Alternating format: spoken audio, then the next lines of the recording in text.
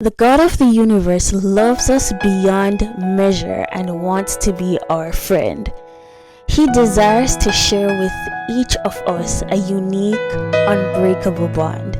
This is First Things First, a devotional podcast where for 365 days, first thing each morning, we are going to be getting to know God better.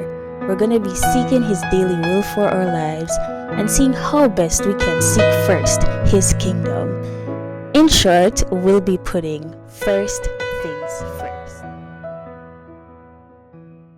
Good morning, and welcome back to First Things First. I'm your host, Melissa Sewell, and today we're going to be talking about being understood in the context of God knowing our hearts. 1 Samuel 16 verse 7 says, "But the Lord said unto Samuel, Look not on his countenance or on the height of his stature, because I have refused him. For the Lord seeth not as man seeth, for man looketh on the outward appearance, but the Lord looketh on the heart." If you're like me, being understood for you is probably a big deal. One of my biggest aches that I'm working on is having to interact with someone who doesn't make a point of understanding or having a fair comprehension of topics they speak of or people they speak of without getting to know them. I don't like it, and so I can imagine me feeling misunderstood. It's like not one of the best feelings for me, but I'm working on it.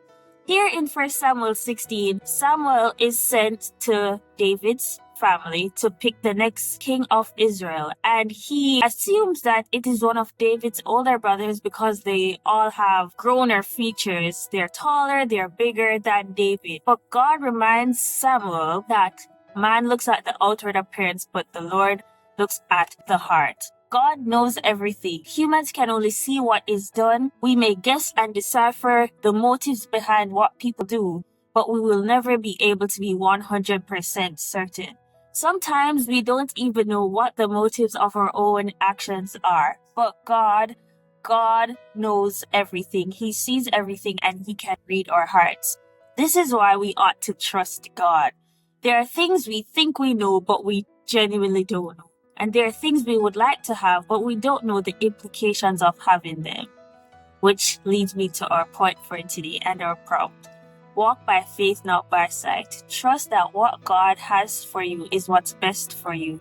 Trust that if you feel misunderstood by others, God knows you and He understands your heart. And He loves you. He knows you are fully known and fully loved by God. Let's pray to close.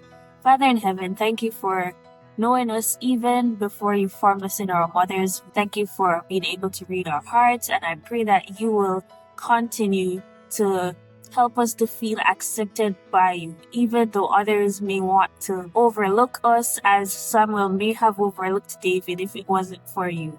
Help us to be assured that you know who we are, and help us to apply this to ourselves and to know that our knowledge is limited compared to yours. In Jesus' name, amen. Thanks for tuning in today, and remember as always to put first things first.